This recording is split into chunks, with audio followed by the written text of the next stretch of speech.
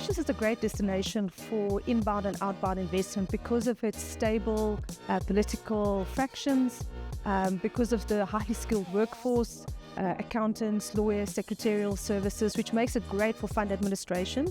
And it's very robust. Compliance gives it credibility with international investors.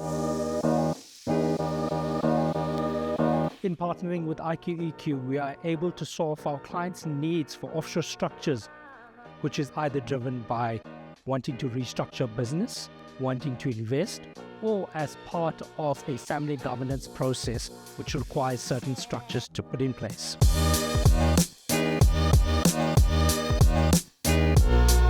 I think we learned a lot tonight about how Mauritius and South Africa collaborate on African investment, which was really insightful, and I really enjoyed this evening. And it was so wonderful meeting all these business leaders based here in South Africa. I just wanted to thank everyone that came to the event today. So thank you, Joburg, and see you soon.